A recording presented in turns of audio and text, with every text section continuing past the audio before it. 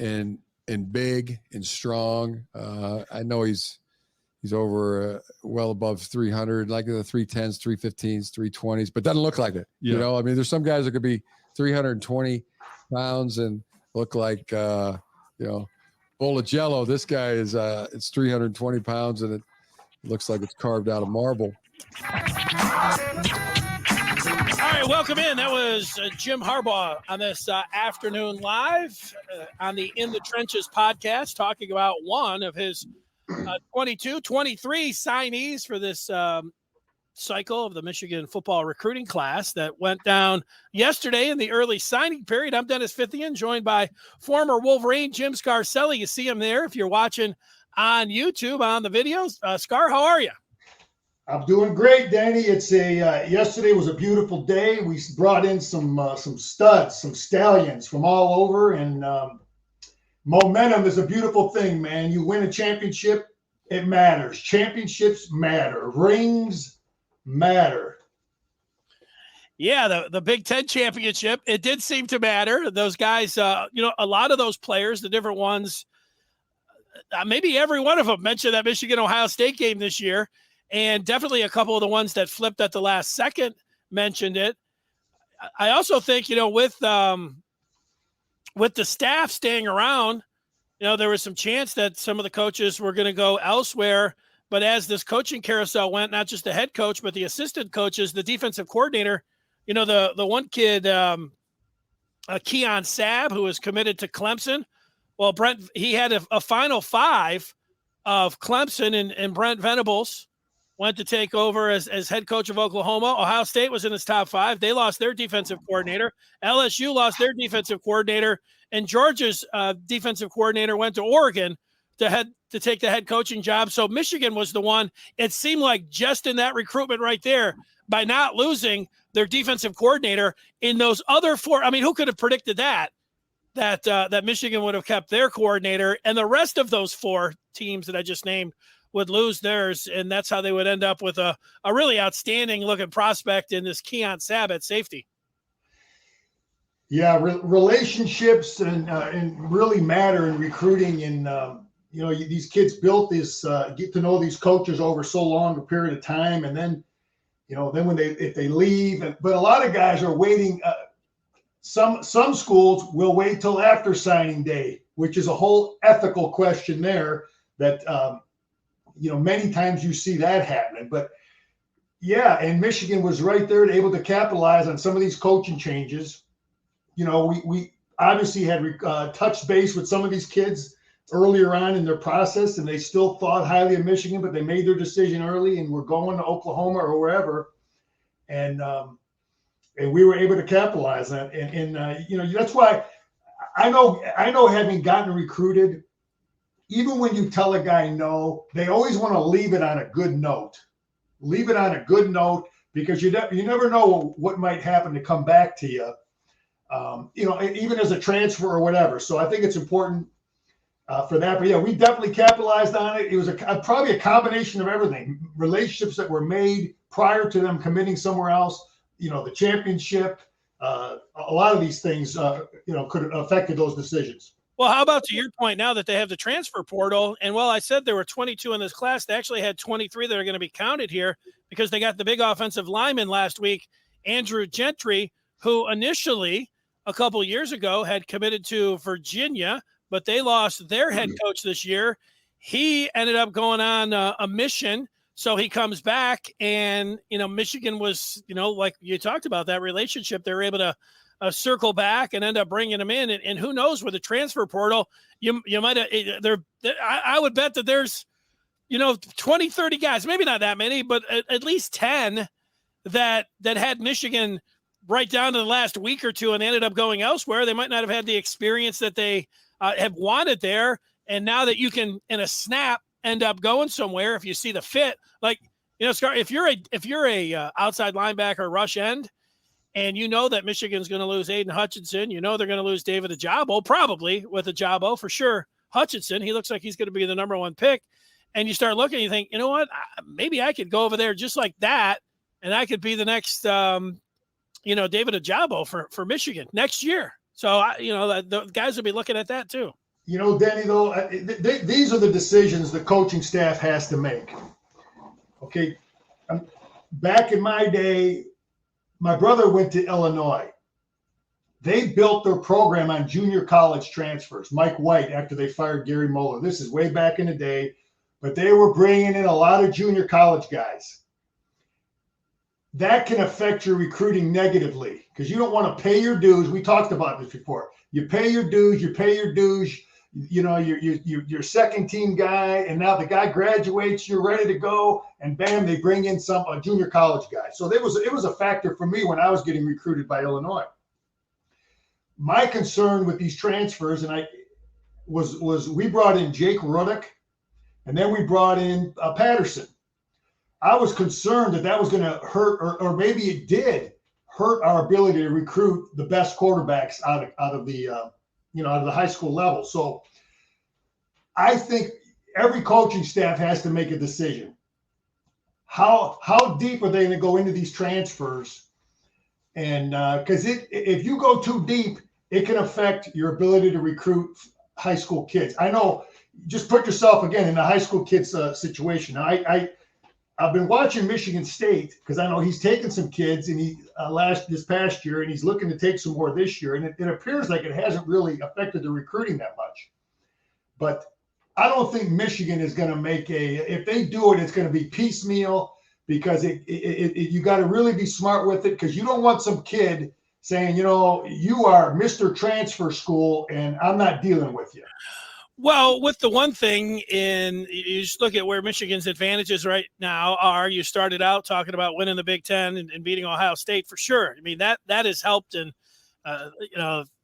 where they're at right now. Michigan's always been able to sell a lot of great things, but being able to sell that, you're heading to the college football playoff, that you just won the Big Ten. They hadn't been able to sell that ever. So now they have that. So they have all those things, the coaching continuity, they have that. And then everything else, the school, the academics, I mean, across the board, if there's one spot that they might be where you'd say lacking, where they can't go out there, where they could be at a disadvantage. And I don't know if it's a big disadvantage, but it does appear to be a disadvantage, is that when you transfer credits in, it doesn't seem that Michigan is able to do it with the ease of some of the other schools. Now, I'm not making it sound like, it's Duke or Northwestern here in terms of the, admissions, but when it comes to transferring in and taking kids to the transfer portal, maybe it is a little bit of a disadvantage, and it seems like that. And, your point here, I think that, you just look, they needed, because they were switching up the scheme. They took the kid out of Oregon State, Jordan Whitley, a defensive tackle. I mean, he was somebody that was in the transfer portal. They took Alan Bowman, a quarterback. You never could have enough there to bolster the quarterback. They took Dalen Baldwin, a wide receiver. He contributed this year as well. So there's a couple that they got in on, but yeah, not like, double digits like what you're talking about with Michigan State. Yeah, I think, I think Michigan has taken the philosophy, unless they screw up in recruiting and had some guys leave that they didn't expect. I think they're going to really try to minimize it. But yeah, it can be a thing. It can help you if you make a mistake in recruiting. I think that's the big thing there. Most of the time, Danny, I do see some really good players. Like I see the Auburn quarterback. That's a good player. He can plug right in somewhere and give him he's a really good player. There are some really good, Power 5 guys that are leaving, but I would guess if I just had to throw a number of it, 75% of them, I don't know how much they're going to really help Michigan. But because a lot of times they're leaving, maybe they're frustrated, whatever, or maybe they just weren't good enough. But it's out there. We got to be smart with it. We just got to pick and choose and not overdo it.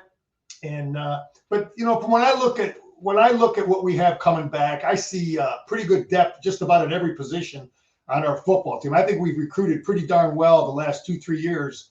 Where I don't just us looking at it, seeing these backups get into games. I see some pretty good depth throughout our program. Yeah, how about? What did you think here of the recruiting class when you look down and, the things without being like a recruiting aficionado, but you spend so much time at camps and you spend so much time in the high school game, you kind of understand the top tier guys that would be, that would be looking at a place like Michigan. But still, for me, I look at the defensive backs and the wide receivers. They really came away with some big time players there, and guys that, when you're talking about a guy they flipped from Notre Dame, there was another one. You talk about the continuity with Brian Kelly leaving, the Samorian Walker, and you had the relationship with Ron Bellamy, who, is from Louisiana and went down there, and that wasn't lost on Walker. But you know what? He's a big kid, and they said he runs a sub 4.4. I mean, you're running a sub 4.4. That's something else. Yeah, I'm starting maybe to see a change a little bit from a receiver standpoint. The Michigan philosophy. Keep it going. My producer wants it. Keep talking. I'll just exit the screen for 10 seconds, and I'll be right back talking. The Michigan philosophy for receivers in the past, at least under the Lloyd Carr era, was always to take the big receivers, the guys that are, your Edwards, Braylon Edwards, and the Ty Streets, the tall receivers. That's where Michigan was in the past. In the last few years, it seemed like it was speed and space, Roman Wilson's. This year, it looks like we're ideally, though, Danny, the last guy you want to defend are the Calvin Johnsons, the Randy Mosses, the tall guys that are fast. Those are the last guys you want to defend. And those are the guys you want on your football team. It looks like this past class, though, Michigan took some taller receivers. Maybe they're getting back to that. I like the tall guys. I mean, there's always more room for error. You throw it up there, they can make plays. But I think a little change there. But, yeah, we definitely brought some great receivers in. And, Danny, the big thing I like seeing, and I talked about this, I want to beat Notre Dame, Alabama, LSU. I want to beat those guys, Ohio State, like we did in many cases. Take a kid from Oklahoma. That's when we're really rolling. And that's what we did this past year. But I'm seeing you've talked about the DB. Yeah, we brought in a lot of DBs, athletic, tough. When they see Dax Hills, when they show them all that film, they're going to show them. And they see Dax Hill coming on to some of the blitzes and how he's now going to be a high draft pick. And, all those things help recruiting. Pro football is big in recruiting and in the scheme that you're doing. And, but I saw bigger receivers, and to talk about the two positions you said, yeah, we brought in. I can't mention all of them, but I listened to Jim this morning. They all got similar qualities: fast, athletic, tough kids. The receivers are all, get guys that can get separation, make plays, athletic guys. So yeah, those are definitely. We did a great job with skill positions there. Yeah, I was a little bit surprised that the three wide receivers they got. I mentioned Walker and the speed that he possesses. This Clemens kid, Darius Clemens, that they flipped. He liked Auburn. He looked like Oregon was in there, but he goes to Michigan from the tail of the tape. What you're talking about, he's got the size, but physically, he's built like a defensive end. At wide receiver. They're the comparisons of DK Metcalf or you mentioned Calvin Johnson. Calvin Johnson. I'm not saying these two players that he's going to be a talent like that. I'm talking about his physique. He looks like he's 26 years old. He looks like a grown man already. He's coming in, and he's built like a defensive end. So that part right there, when you think about being able to get on the field or whatever else, that is nice. And Danny, I thinking back to my era, the Michigan philosophy, the Schembechler philosophy, they used to just bring in as many big, strong, fast, athletic, tough football players as they could. In many cases, guys that played tight end, defensive end, linebacker, fullback, just bring in great players. And most of the time in many cases, they would try them out on defense, see if they could play defense, and then move them if they couldn't, move them to the offensive line, move them to tight end. I mean, look at Hassan Hackett. That's a guy that was initially as a linebacker. So many of these guys, and I see less and less of that in college football, position changes, going from this to that, going to the other side of the ball. It seems it seems like lately it's more and more, where they're recruited at is where they stay. But I know, obviously Harbaugh has no problem changing guys, moving guys around to get them on the field. And when you mentioned some of those great big, I saw some of those guys they have on defense, or some of them defense could probably be linebackers if they keep growing. And that's sometimes how they envision it. I've dealt with college coaches for, darn near 35, 40 years now. And one label I would put on them is they are genetic predictors. They look at a kid, and it's amazing. I remember talking to some of these guys about what they look at, and the hips, and how tall is the mom, how tall is the dad, and how they run, the way they run. My coach didn't like guys that were pigeon-toed. He just liked, there's just certain characteristics of an athlete that a lot of these coaches will look like how they bend, how they bend at the knee, at the waist. And, they just look at things physically that, we might not think about. Yeah. You think about some of the tight ends that went on to be tackles, or sometimes vice versa. You mentioned Jim Harbaugh. I listened to him today too. He was talking about Mason Graham, could be a defensive tackle. Looks like he could be defensive end, but he was playing defensive end. He was playing offensive tackle at a school out there in California. And Harbaugh said, he's like, he asked the kid, what do you want to play? And he said, rush end. Now, if he's out there and there's a need at tackle or something on offense or defense, sometimes you see that path to playing. And it's just like the QBs there, the one kid out of California, Jaden Denegal, looks like a pretty good prospect as a QB here, but they took two QBs and they flipped one from Virginia Tech, Alex Orgy, the kid from Texas, and he sounds like that he is put together, and he's as good a runner as he is a passer. And there have been, when you're that good of an athlete, you know how that goes. Like sometimes that you want to play quarterback because that's the glamour position, but if he doesn't see a path to playing time at QB, this could be a guy that they're projecting as a linebacker at Michigan. So you don't know. You don't see many of those, a flip from a quarterback to a linebacker. I've seen some flip from quarterbacks to tight end a lot, but not to linebacker, but maybe this kid. Yeah, he definitely he brought in two good-looking, all-around, athletic, tough, accurate, throw the ball, leader guys at quarterback. And again, I think we're seeing maybe a little change. We're nothing wrong with Brandon Peters, but I don't think we're going to see those kind of guys anymore. I think you mean with Peters, a pocket passer kind of? Yeah, I think he wants more athletic guys.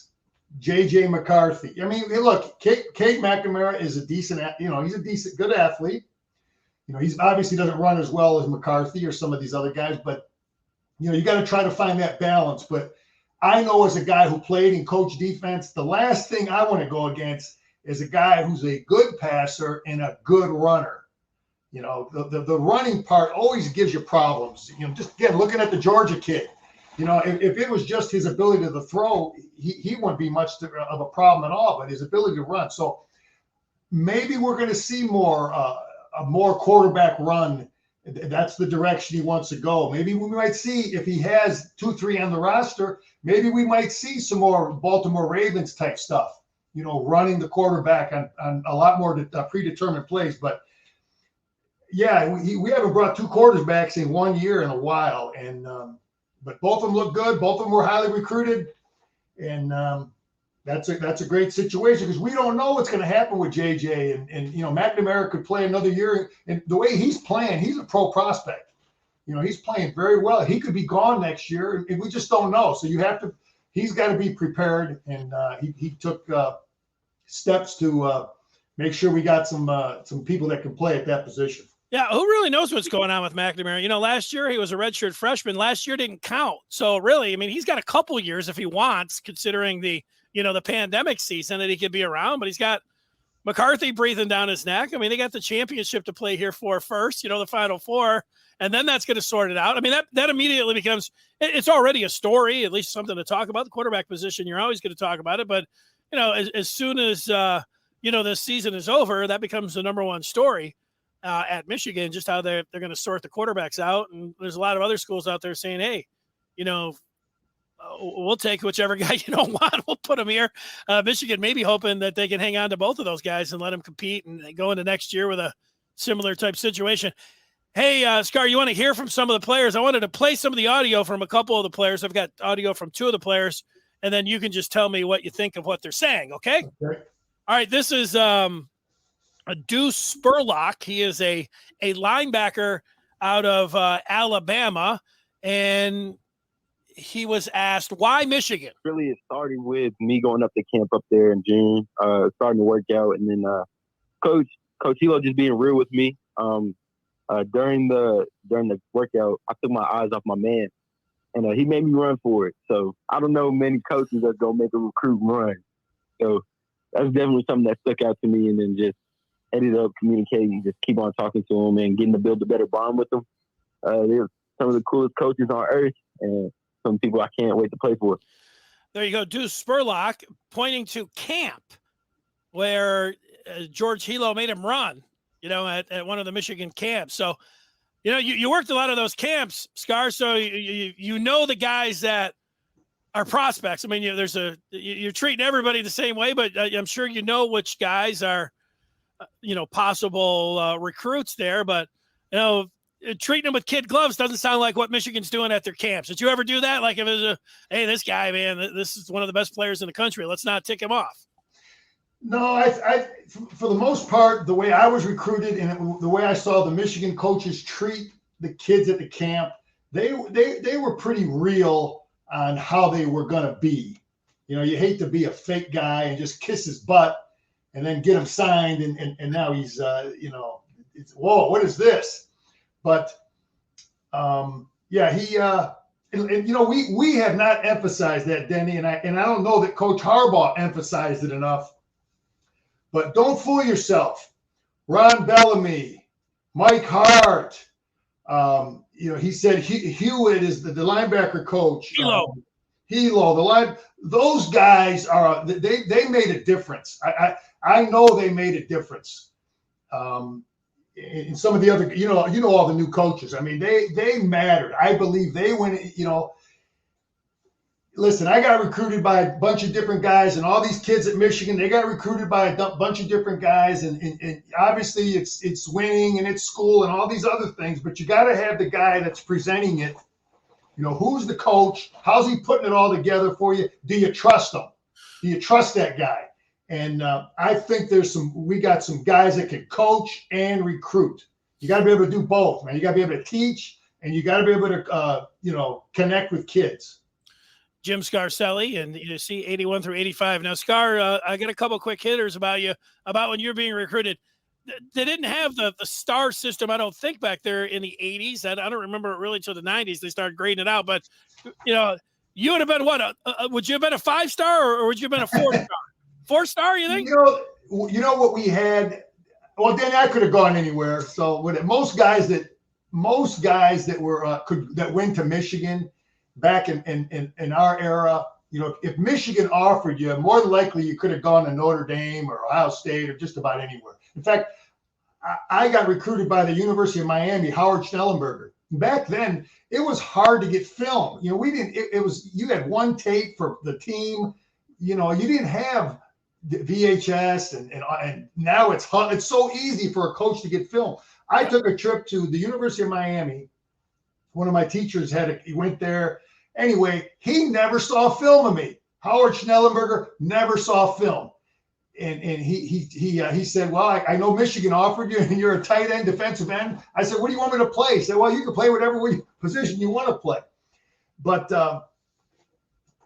we had the blue chip list. In the state of Michigan, we had a blue chip list, and I was number 4 on the blue chip list. So I don't know where that would have stacked up.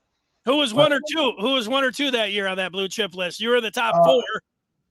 The number 1 guy went to Michigan State, Aaron Rodgers. He was a running back out of Catholic Central, highly recruited kid. And then the 2 and 3 guys both went to Michigan with me. Neither of them really lasted long at all. One Okay. transferred to Central Michigan after 1 year. A guy named Greg Washington, real good athlete, and a guy named Bruce Brown was a big tackle. But So what your coach was Bo. Your defensive coordinator would have been my freshman year was McCartney, then Moeller my last 4. McCartney and Moeller's Monsters. You were a part of that, and the position coach as Mylan Vuletic. Great man, great coach. There you go. All 3 of those. I like that. Lloyd Carr was the secondary coach all 5 years for me. Man. And Jerry Meter was D-line. Bo had a lot of strengths. We can talk about him. We can do episodes on him. But one of them was bringing in great coaches, too. He had an eye for talent, and he had an eye for coaches. He brought in great coaches. And they were all, good recruiters and good communicators, good, honest men. And you can't fool when you're getting recruited. When you're recruiting people, they can see through the BS, man. You got to just, just like the kid. Scar, you get some Hall of Famers there. Carr is McCartney in the Hall of Fame. He won a championship in Colorado. Carr won one. Bo's in the Hall of Fame. I mean, you had a Hall of Fame defensive side of the ball there. Jim Harbaugh talked earlier about you always remember the day you signed, where you were at, what happened, and everything else. I don't know about the fanfare, but do you recall the day that you put pen to paper and signed your letter of intent to Michigan? Yeah, it was.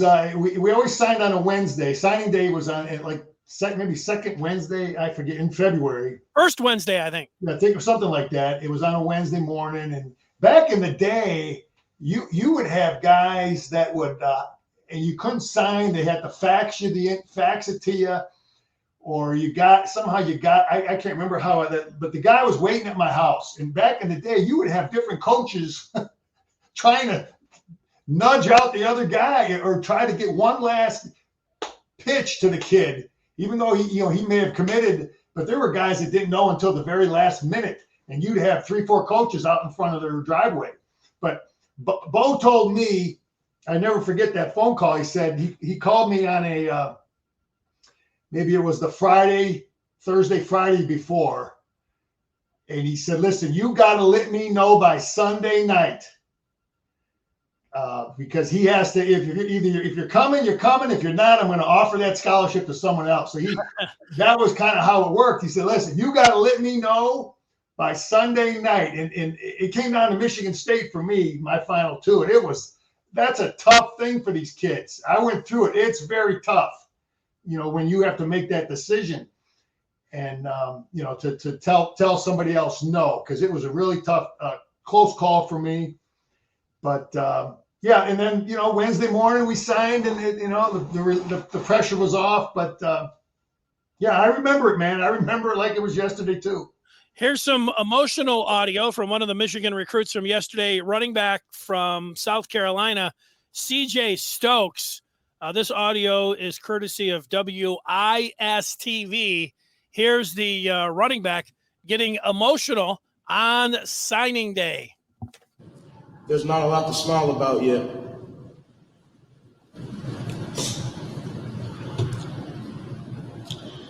Sure, I made it to a big D1 college, but my goals expand way further than just walking in the door of a college.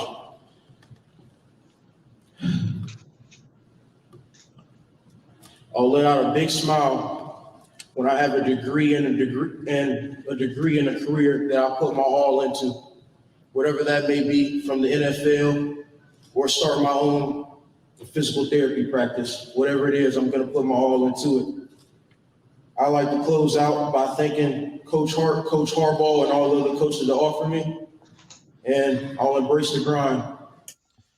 That's CJ Stokes. And then after that, he broke down for about 30 seconds, but then the reporter talked with him, and here's a little bit more from Stokes on why he signed with Michigan. The big grind that I've had from that whole time, I really never got to sit down and take it all in. So I got kind of emotional because I know how hard I've worked to be able to make it to this position. There's a lot of people who in the recruitment process who are just gifted with size and gifted with just natural ability And I have some of that too, but I feel it was my hard work that kind of set me apart and got me to where I am today. There he is, CJ Stokes. So, yeah, you could hear him in the auditorium, and he was there, and he's wearing his heart on his sleeve. You loved it. Those are the kind of sound bites and the kind of video that, come out of signing day. There's a lot of other things that people go with there, but, I love Danny, I love what the kid had to say. I mean, I remember my whole goal, just like, my goal when I was in freshman in high school was to play at Michigan, and I got my first offer from Wisconsin. And then finally, when that Michigan offer came in, it was like, yeah, okay, great. But he definitely has his priorities and understanding. The easy part is getting the scholarship offer to Michigan. That's easy. The harder part is getting on the field and playing on a regular basis. We hear about all these guys. We know all the names, of some of the guys that have played this year. But there's a lot of really, really good players that haven't played or played very little. So the easy part is getting there. The hard part is now, because now he's going to walk it. He was a linebacker. You're going to walk in that. I remember my freshman year, I walked in that outside linebacker room, and there were 12 outside linebackers. Every one of them was on scholarship. Every one of them was highly recruited. And it's just a grind, man. I was the bottom guy, and then you just keep grinding, man. Guys drop out, guys flunk out, guys quit, guys graduate. Guys make mental mistakes, guys make physical mistakes or whatever. You just got to keep grinding to try to get yourself in a position to be a starter. And he definitely understands it. He's got his priorities right. He's going to have to. The grind is just a different grind. It's a marathon, and you got to keep grinding, man. Well, heck, you can point to at the running back position. You already mentioned Hassan Haskins. He would be one to just say, "Hey, stay with it." At running back, you never know. Like he'll look in that running back room. Haskins said yesterday he's going to go to the Senior Bowl, so it looks like he's, heading to the NFL. But you can come in there and Blake Corum and Donovan Edwards and Tavier Dunlap is there. He's been biding his time, so yeah, it'll be stacked, but. Waiting it out a little bit, I think Michigan could point at a lot of different positions. Running back would be another one, but there's we already talked about defensive end. Ajabo got on the field last year. You saw him; he was coming in. He wasn't starting, but he played a little bit. But nobody was predicting that guy was going to be you can call him a superstar this year. And there's some other players. DJ Turner wasn't being talked about as a top corner, certainly not a starting corner. And you know what? He didn't start really until Jamon Green ended up getting banged up late in the year. But Turner looks like a star now in the making. Now the way that they've that he's progressed and the cornerbacks this year. And remember, they had went Mo Lindquist was the corner coach during the year. He was the defensive backs coach, I should say, and then he took the job from Buffalo. And then they went to Steve Klinksdale, who didn't even have, the DBs didn't have a chance to work with him in the spring. And that particular position group really, one of the best, they're all there. You can start talking about all of them, but that position group, if they don't take the step forward and play like they did, we're not talking about Michigan as a Big Ten champ. Yeah, they definitely were well coached there. There were good athletes there, though. Dax Hill, this is his third year. He played a lot of football, and Hawkins played a lot of football. There's experienced guys there, Denny. Yeah. And I think there's some good looking guys coming up because we're going to lose those two. We're going to lose Gray. And secondary corner. Maybe, but not necessarily. I mean, Gray could stay around. Okay. He's got another year. I thought he was done. Nope. Okay. Well, good, because he's a good player. It'd be nice to have him back, but yeah. Technically, Hawkins is the only one because he was a super senior because of the pandemic. He's out of time, and Dax Hill will probably go to the NFL. Could be a first-round pick, second-round pick is around where he's projected. In the 30s, early 30s could be a first-rounder, late second round. So he could go, but the rest of those guys all could come back.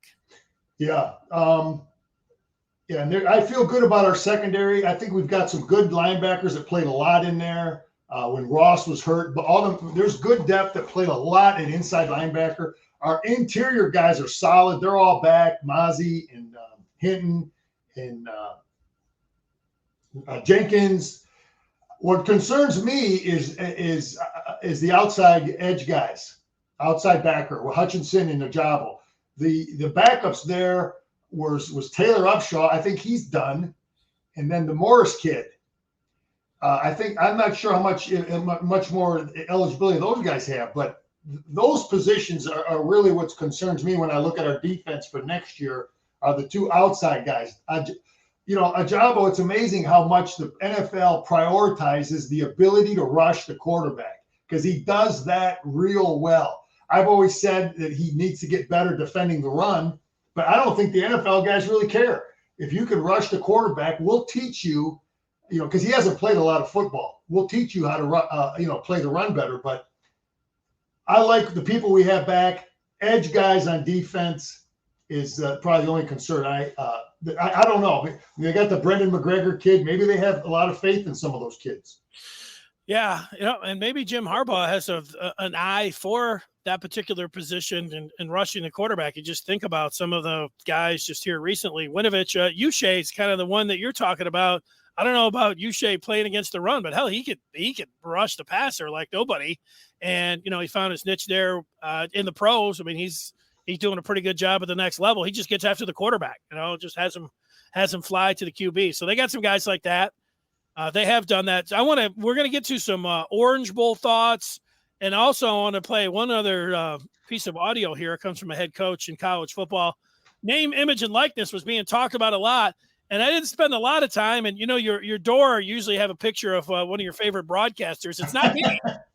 It's not me. It's Feinbaum, right? It's Paul Feinbaum. So I was checking out his show just a little bit yesterday, and he had the Texas A&M coach on, Jimbo Fisher. And this is courtesy of Sirius XM, because Paul was saying that people were taking the name, image, and likeness, and Jimbo has had a fantastic recruiting class and how he sorted all of the NIL business out. There's not a lot to smile about. Okay, and here he is. Well, I mean, I think it's going to be a fact. Now, you can't promise things. You can't say, I'm going to get you an NIL deal, and that's illegal. I mean, all you can do is present what other players in your university have done in the past. That is all you're allowed to do. But, I mean, it's like there was a lot of NIL deals going on before all this was going on. They just weren't legal. No one told nobody. They're laughing about NIL deals before this year, but Texas A&M was bringing in guys left and right. But he made it clear that, they weren't presenting the NIL deals. But today, the news, I don't know if you saw this, it just came out within the last couple hours. Tom Brady signed 9 college football players to name, image, and likeness deals, including Deion Sanders' son and including Cade McNamara. Gets a deal with Tom Brady, a name, image, and likeness deal. I don't know, the TB12. I don't know, what exactly it entails, clothing or maybe everything that he's doing there, healthy living, whatever Brady's doing. But nice package for Cade McNamara, nice NIL deal for the QB at Michigan. Yeah, when I first looked at the ratings and I see Texas A&M at the top, I had it reminded me of SMU back in the day. Where did these guys come from all of a sudden? Remember SMU? Where they were such a, you guys all saw the 30-30. They got they were paying guys.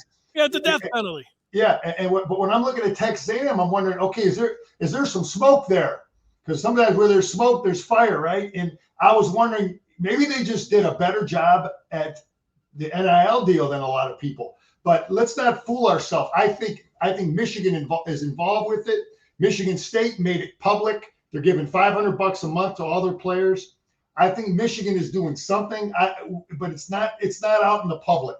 I think that is out there, and I think I don't know, but I'm thinking maybe some of these guys have deals, and maybe the coaches have told them to keep it quiet, because all that does is create dissension in the locker room. Yeah, I hear you, Scar. You know what? Our recruiting editor, Brandon Justice, was down at Campus Martius where Will Johnson made his announcement, or he made his announcement, then he went to Campus Martius. I don't know exactly the timeline there, but he was just writing his story there, and it wasn't lost on me that he said that both of the Wanglers were there at his announcement down in Detroit, and I see that shirt that you have on there. And I remember Jared about a month ago saying, hey, there's some things that are happening here with Michigan, some good news with name, image, and likeness. And so, they already do something where they have some of the shirts, or I should say the jerseys, and the players get, money from that, a portion of it. So they've already got something in place. Maybe this is something more here. And with Will Johnson, not that they're coming out and saying, hey, here's what our package deal was for Will Johnson. But, it's just like a little bit what Jimbo had to say there. You have to listen really close, because he's saying, look, you can't go ahead and promise, the money up front. But, there sounds like there's a lot of ways to, maneuver around some of this stuff when you're talking about name, image, and likeness. So. Yeah, it's you show them other guys. These are the deals other guys had, and they got to make a decision. But yeah, I just wonder what packages we have for our guys that they're not telling anybody about. Right. So I just think there's a lot of that going on, and the media and they're just shutting it down, and probably part of the deal in some of those cases is you better not open your mouth or you don't get paid. Well, just think about it. We know that there were teams that were going into the gray areas even and beyond. You mentioned SMU most recently. I don't know, maybe it's about 10 years ago, but Ole Miss was down there. They had Hugh Freeze, and they signed the number one class. And that Laquan Treadwell was one. They had, I remember that, this defensive tackle that was, and none of the guys were like from down in Mississippi. I mean, they're pulling them in from Chicago and New York, and none of the assistants really had ties to them. It was like, this really looks too good to be true. Well, they went on probation for that. But what you can do now, so you can go out there and it's a lot easier just to go out there and you pay the players with the NIL. I think it's good. It's drastically different. I used to sit around doing talk shows, and people used to talk about, oh, well, what if there was a college football playoff? And man, what if you could pay players? And it's all these things. And what if you could just train? The coaches could just up and leave like Brian Kelly. Why can't the players do that? And they'd sit around saying, I don't know, like NCAA doesn't want that to happen. And now all of this, and it happened pretty quick. Where you can do all of these things. So it's the landscape. College football right now, man, and just where Michigan's at. I was talking with a friend of mine who was he was saying, man, Harbaugh did such a great job this year, the assistants and everything else, and I was saying, just think how close, like they could have lost that. I mean, they were down with 7 minutes to go in that Penn State game. I mean, they could have lost that game, and if they would have lost to Ohio State again this year, we'd be sitting here talking about, well, Jim just got all of these, he's got everything going, but man. Winning, and then just how it lines up everything and where you're going, it's not only is it more fun, it's just the way they closed so hot with the players and they kept the continuity. They were able to pull some of these. It's just it went from Michigan's always been pretty good. I think they'll always be pretty good. They've got the resources and everything else and the stadium and all of that, but it's just it's exploded, Scar, with everything that's come on right now. And they're just in great position. They really are. Yeah. Hey, Danny, the difference between winning and losing is such a fine line in terms of, preparing your program. When you're the guy in charge, like Jim is, so many little things matter. Is your coach out coaching their guy? Are your players out playing their guy? Is your training table better? Is your strength coach better? And all them little things matter, man. The first time I had heard that line, Paterno said it. He said, take care of the little things. The big things will take care of themselves. Take care of the little things. Come on time every day. All them little things matter. But Danny, I don't know if you looked at the Eastern Division and how some of this is affecting recruiting, how well Rutgers did in state. They got so many, they had one of their best classes ever. Maryland had a great class. Penn State is like number 6 in the country. Michigan State had one of their best classes, but true. What I want to see happen, and this can help Michigan, and it's actually going to help the SEC. When Texas A&M can go in and start beating Alabama for kids, and we start to get a balance of power down there in the South, that can help the rest of the SEC, because now maybe Alabama has to take more Alabama kids that they would normally let go to somewhere else. And same with the Midwest now. We want, Rutgers to hang on to their kids and not let Ohio State go all over the country to get kids. So maybe they got to take some of those kids in Ohio that they've been letting Cincinnati get.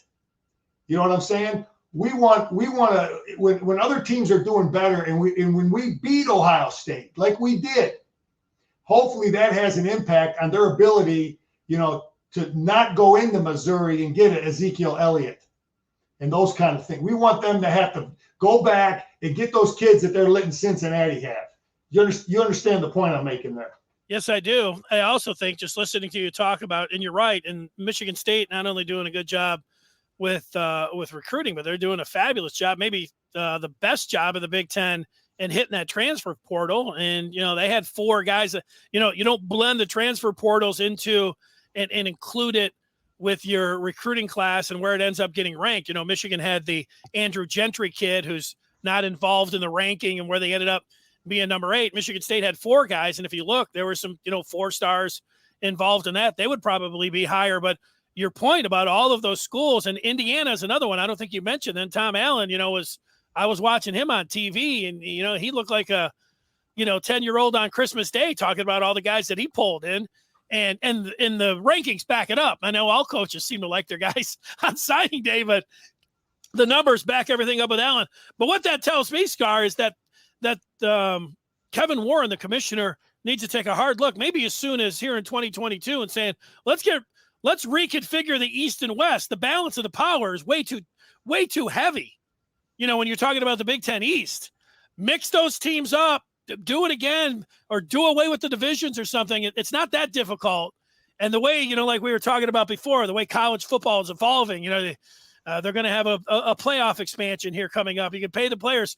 There's no reason that they need to sit down and have these written in stone where the Big Ten East has to be the Big Ten East. I would be in favor of mixing that up. I think most people would, the guys that really have it rough are the Maryland, Rutgers, Indiana. There's no way it's as fair to them to rebuild their program as Brett Bielema at Illinois or Jeff Brom at Purdue. They don't play Michigan every year and Ohio State every year. Purdue and those people. That's a huge advantage for them, especially if you take Purdue and Indiana. Take those 2 schools. They're in the same state. They're going to recruit the same kids. Their program's about the same, but guess what? Indiana gets Michigan every year. Indiana gets Purdue or gets Ohio State and Penn State every year. So that's a huge disadvantage for that. And you make a good point. I don't know. You make a good point why it could and should be maybe a rotating thing. Make sure we get our rivals still though. Yeah. But, Yeah, whichever way, it's going to still be tough for Michigan because they're always going to want to play Ohio State and they're always going to want to play Michigan State. So, yeah. And those are going to be tough where, Indiana's draw, if you're talking about, they always want Purdue or whatever. I don't even know. They would always want the Purdue and Minnesota. I don't know, whatever it would be for them. All right, Scar, the Orange Bowl, what's 2 weeks from tomorrow? Is that what we're talking about here? Tomorrow? Yeah, we're coming down. Next week, this will be Friday. It'll be Christmas Eve, and then the following Friday, New Year's Eve. So 2 weeks from tomorrow, it is the Orange Bowl. We've talked a lot about this, and low scoring game. Will Michigan be able to run the ball on Georgia? Will this Michigan offense be able to make plays in the passing game? The Michigan defense, how well will they do against that Georgia offense? We think pretty good. So the more I think about it, the more I watch it. The easiest part is to say, Michigan's not going to be able to run against Georgia, and they're going to dogs are going to make them throw, and that's why Georgia's the big favorite in here. Up to I see yesterday or the day before it's 8.5. That's how they're looking at it. But Michigan's path is the same kind of path that they had against Wisconsin. Low scoring game, but being able to throw the ball and hit some plays in the passing game, I think they can get this to the fourth quarter. I feel like they can win the Orange Bowl by getting it to the fourth quarter and making plays in the fourth quarter against Georgia and then get to the championship game. Does that sound like, it's wishful thinking, or do you think that is doable? listen, I watch these two teams. I've been looking at Georgia. I mean, hey, who's going to make plays? It's no different than us playing Ohio State. They got our quarterback is a better passer than their guy. They got great running backs. So do we. They got a good offensive line. So do we. They got some big, bad defensive linemen. So do we. We got to make plays. We got to coach. Bowl preparation, Denny. Which coach has a better, smarter strategy? Who did a better job in that 3.5 week period, letting their players get healthy, letting them get their strength back without getting soft? There's a fine line there. And I went through it, and you got to be smart. And I think there's a reason some guys have real good bowl records and other guys struggle. So hopefully Jim and the Michigan coaches have a great plan there in terms of prep. You got to hit, but not too much. Well, when you say that, Scar, Harbaugh, and it's nothing but good news for Jim over the last month or so, obviously, since the Michigan State game, they haven't lost. But when you say that, somebody might say, when's the last time Harbaugh won a bowl game? That was the first year. So I don't know, but, he's had to deal with guys. I'm not making excuses or anything. So there's a few of those years.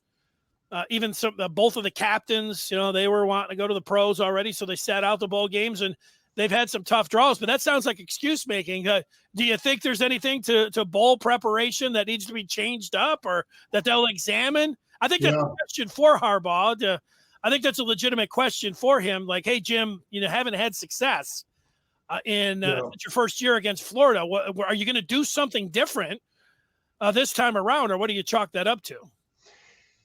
Yeah, I don't know how he prepares. I'm not a player under him. I'm not seeing it. I wish I could, but it does matter. All I know is it matters. Yeah. As a player, and because sometimes I thought maybe we did a little too much hitting at times back in my day. You left your best game on the practice field, but.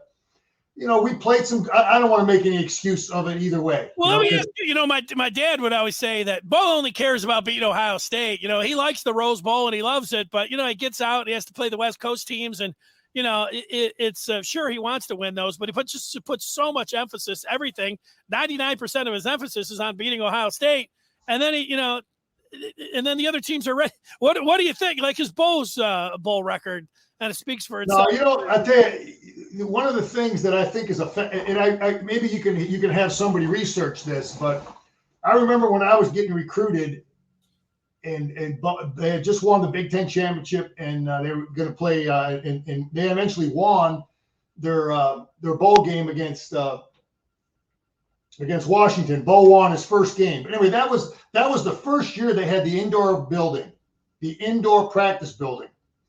So I bet if you looked at Michigan's record from 1981 on, I bet you it's pretty decent compared to before they had the indoor building. I think the indoor building was huge because they used to go out there 2 weeks early, and they were out there too long, and I just think anyway. I think that's a factor. To answer your question, Danny, we gave every effort we had. There's absolutely no question that we lifted and ran for a couple of weeks prior, and we practiced and hit, and we were preparing. It just didn't work out, but for a lot of reasons. But well, I think USC, you're playing. They're sleeping in their own beds. I mean, that Michigan's going across the. I always thought that was it's huge. Listen, Denny, I don't know how much time you want to talk about my experience, but my freshman year, I'm going to lay it out to you clear as day. All right. My freshman year, we got the #1 ranked team in the country. It didn't work out very well. We ended up going to the Bluebonnet Bowl in Houston. We played at the old Astrodome. We're playing UCLA. They got to travel 1,000 miles. We got to travel about 1,500 miles. We're playing in Houston. We kicked their butt. They got to travel. We got to travel. Neutral site. We kicked their butt. The very next year, we're Big Ten champs. We go to play in the Rose Bowl. Guess who we're playing? USC. UCLA. UCLA. Guess who plays at the Rose Bowl? The Bruins. Home. Guess who? Guess who sleeps on their own bed? Guess who ain't worried about Disneyland and all that other BS, chasing girls and all that other crazy stuff that I'm just going to lay it, we wanted to see the sights a little bit. Anyway, it matters. It matters. We're going 3 time zones. They're playing on their grass field that they're used to. They got a big, we had a crowd there. They had a crowd there, but those little things matter. I firmly believe, and I've said this, the Big Ten bowl records, what do you think they would have been like, Denny, if USC would have had to go play Ohio State in Chicago? Yeah. No, I'm with you on that. I'm with you on that. Well, as it applies to this college football playoff, I don't know if there's any advantage. I don't see one. I mean, no, I don't see it either here. Long drive, anyways. If you're driving from, Athens or Atlanta, I mean, that's still a hell of a drive to go down to the Orange Bowl. Of course, I don't know if you've ever made that drive from Michigan. That's a heck of a drive. I think, flying. And I've taken 75 straight down, as far as, Lauderdale. That takes you. It feels like it takes you a couple of days to do it. You can do it, but flying's the way to go there. But how about the advantage then? Maybe though for Michigan, if they do beat Georgia, the championship game is in Indianapolis, Lucas Oil. That's not that hard of a drive for Michigan fans. Yeah, I think this game is sold out. In fact, a buddy of mine who's really connected to Michigan, he had a hard time getting tickets. So this game, this semi is really a tough ticket, and they'll be, the Michigan people will have every ticket that's available. But I just, traveling 3-4 time zones, those things matter. I'm sorry, but I think they matter. No, I'm with you. I'm with you on that. Danny, I have a quick story that was, I was going to tell you this story. You talk about recruiting, and you talk about bowl games, and you talk about championships and how that matters. I remember sitting there with my family. Michigan's getting ready to kick off in the Rose Bowl. Game was maybe 4:00. They used to kick that thing off. I get a phone call around 3:45. It's the recruiting coordinator at Michigan, a guy named Fritz Seifert. Nice guy. And he says, Jim, I hope you're watching. We're all excited. We're getting ready to come out. We want you to be a part of Michigan. You're going to be a Wolverine, all this, blah, blah, blah. He hangs up the phone. 10 minutes later, Michigan runs on the field, and you can see we're watching the game at home. And here's the guy I just talked to is running on the field, with the rest of the Michigan football team. So that was like, wow, this guy had enough, he thought about me, calling me before this game. And, those little things matter in recruiting, man. All that stuff is big. And I never forgot that. Sounds like that was one of the reasons you ended up going blue. All right, Scott, before we get to the Memorabilia Minute, I'll ask you, you showed that helmet that we could see in the screen there. That was from a bowl game, from the Fiesta Bowl. John Falk shot me a message and said, "Hey, tell Scar I want that back." And no, he didn't. But before we get to that, the Michigan recruiting spotlight, we talked a lot about recruiting today, of course, the day after National Signing Day. But so it ends up where Michigan gets 22 recruits, 23 if you count Andrew Gentry, but he's not counted in when they evaluate the class in terms of ranking this year's class. So they end up at 8.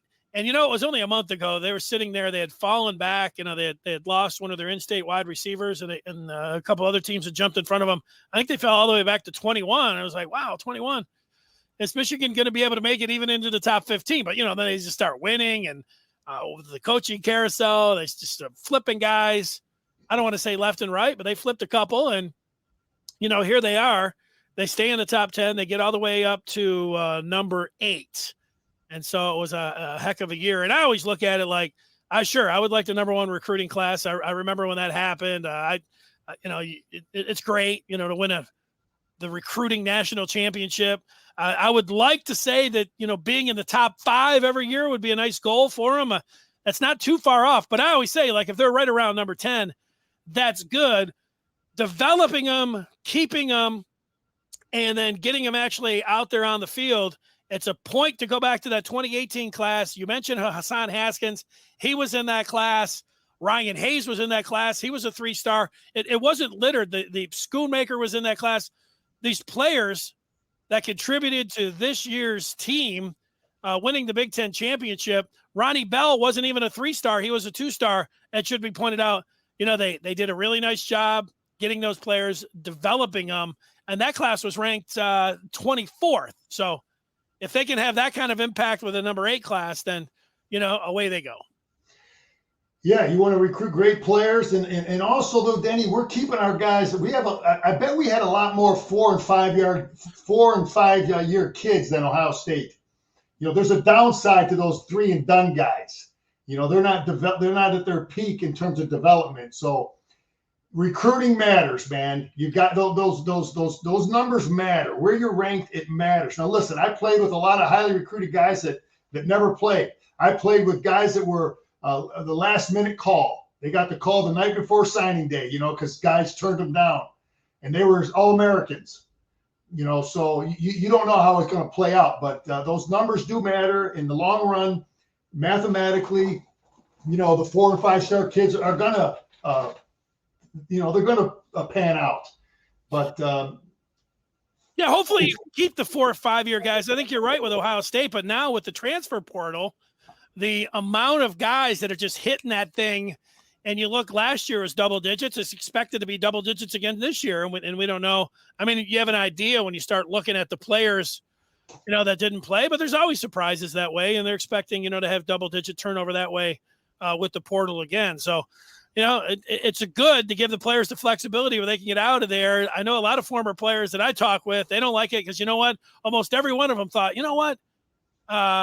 I'm sick of this. I want to get out of here, but they don't. Because, you don't want to make it that easy for them to transfer. They ended up sticking with it. Tom Brady is one of the classic stories that way. He went in with Lloyd Carr, slapped the transfer paper or something like on the desk and said, I'm out of here. Carr's like, I'll sign it or something. But then, he's like, I'm going to come back and beat all these son of a bitch, and, it turned out well, even at Michigan. If he never went on to the pros, it'd have been a nice example of sticking with it.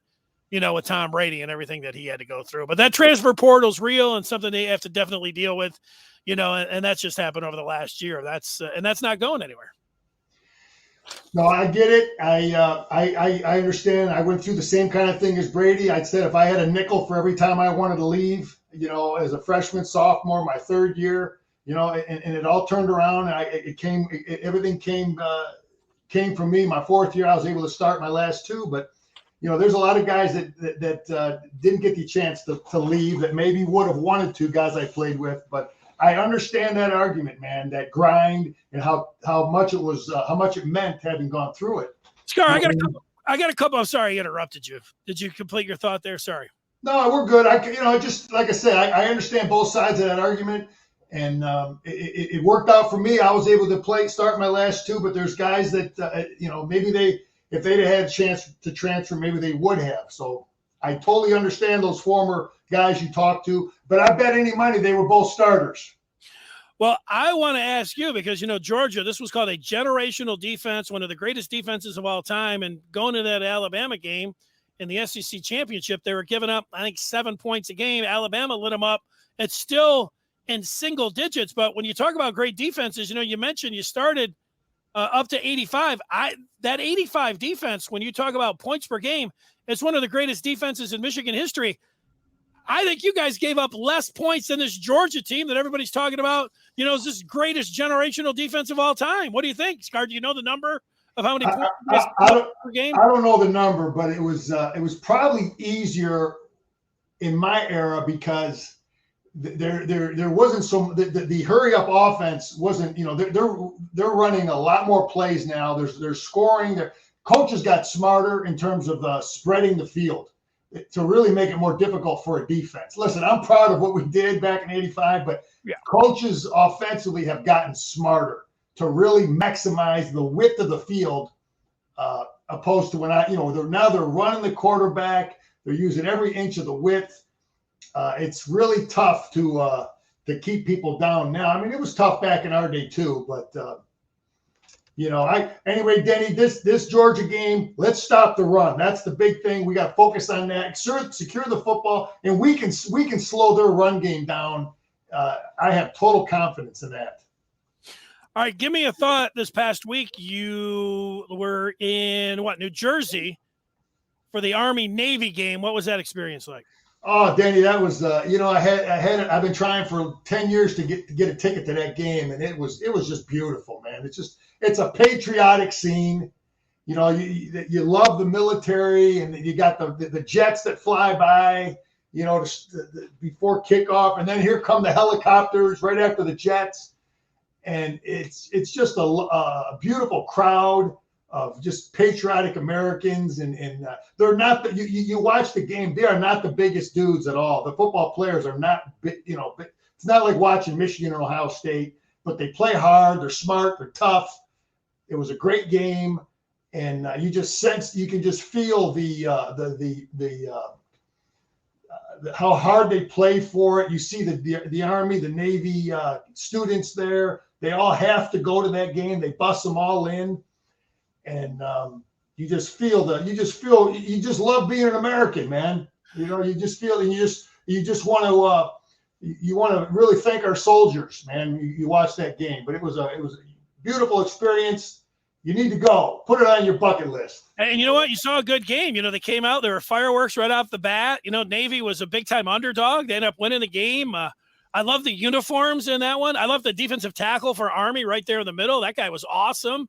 And, Navy's game plan was really good. And, it wasn't decided right to the final minutes there, Well, that was an example of two teams that do the exact same thing. But the Navy coach said, I can't beat you with my normal stuff. I'm going to run something different. And that's really how he was able to win the football game. He said, Army's better at doing what we both do. And so he changed it up. He went to some one-back stuff he hardly ever runs. And he was able to move the football better he had the fake punt. I love those two coaches, man. I just love watching them coach. I love hearing them talk. I love everything they stand for. I study what they do. I've defended those kind of offenses as a high school coach. So I really appreciate it. I get it, how tough it is to defend. And I love watching that kind of football. Awesome. All right, we wind it up with a minute of something with memorabilia. Now, I can go to my deck of cards. Unless you've got something there, Scar, in the room that you want to show us. Danny, I'm not normally a self-promoting. Oh, here we go. I am not normally a self-promoting guy. Okay, we're all team guys. Michigan guys are team guys. But right. I do have we had a thing when I played, they called it the Victors Club. And every week you had to play a certain amount of snaps. So normally it was just the starters. And you had to grade out, I think it was 80%. You had to have a grade that was 80% or better. And then you got to wear a Victors Club shirt Monday in practice. You wore the thing all week. And it was, it was kind of it was a nice honor to have that. Yeah, you were recognized. You played a certain amount of snaps. You graded out at a certain level. And it was a good thing to have. It was a goal for a lot of guys. And it was a goal for me when I did become a starter to be on at the end of the year. If your Victors Club, we had 11 games. I think it was 8 games out of 11 you had to grade, and then you would get a trophy at the end of the year. And they put your name in the which is now Schembeckler Hall, and you were Victors Club for the whole year. This is the trophy, Victors Club. I was able to make it 84 and 85, and it was something I was proud of. But it's I think Jim is still doing it. I do believe I've seen the names over there at the in the Schembeckler Hall. Victors Club, got to grade a certain amount, play a certain snaps. If you make probably 8, 9 out of 12 games this year, you're on that thing, and it's something that a lot of guys strive for. I like the hardware. Is that different? Like Vastardis was named, was it champion of the week? Is that the same thing that you're talking about? Because I was talking with somebody, said he didn't think that there was a player named that many times in 30, 40 years that Vastardis was named, I don't know, a champion of the week or had some kind of recognition. Yeah, Denny, when I played, we had offense, defense, special team, player of the week, champion was one of the awards that would have gone to and maybe Hustler. I think we had Hustler. So right. Champion was many times was like a walk-on type guy who just really played real well in practice to prepare the team. You know, he might not have played in the game. You know what I mean? It was just a guy. It was a guy who was a team guy who was like, like our Rudy. Everybody's got Rudies every week in practice. And so Hustler would have been like a guy who was maybe not had a great game, but wasn't as good as the guy that they gave the offensive player of the week or the defensive player of the week. In fact, I think that's what we had. I think we had offense player of the week, and then offensive hustler, defensive player, and then defensive hustler, and then champion, and then special teams. I think there were 6 awards back in my day. They give you that at the banquet, or they give you? No, that you got it every week in practice. Every week on Monday, or maybe I think it was Sunday or Monday. I forget. Bo would have the 6 awards, and he would mention them at that the next day, or it was Monday. I can't remember. You get a sticker for that too to put on the helmet? Yeah, you probably got a sticker, but you would have got a plaque or something. Defensive player, hustler, champion. And the champion it's funny, I did the same thing as a coach. I just copied everything Michigan did. When I became a coach, I had the same stuff for my players, and it all works. It motivates. You got to have a way to motivate the kids that don't play too, Yeah, well, that all sounds good. Let me see. I didn't go through any of the feedback here. I'm going to look at some of it here. Will Bond, boot camp every day. I'm just looking. Ann Arbor, let's see. A lot of different things here. Let me read it through. I think they should only schedule 5 regular season conference games. And then instead of having blowouts, the next games could be challenges. Wouldn't you like to see the good SEC Big Ten challenge game about 6 weeks in? I hate watching the blowouts. Anyways, they should have 16 teams in the national championship too, talking about the playoffs. Some good points there. Will, sorry I wasn't clicking over and looking at that in real time as we were going through. We'll talk about all that alignment and everything else and keep going through. Scar, you get a special recognition for staying on for as long as you have today. I appreciate all of your insight and your comments and everything here on this Thursday afternoon live. Thanks. You have any final thought? Go Blue! All right. Thanks, Scar. Talk to you soon.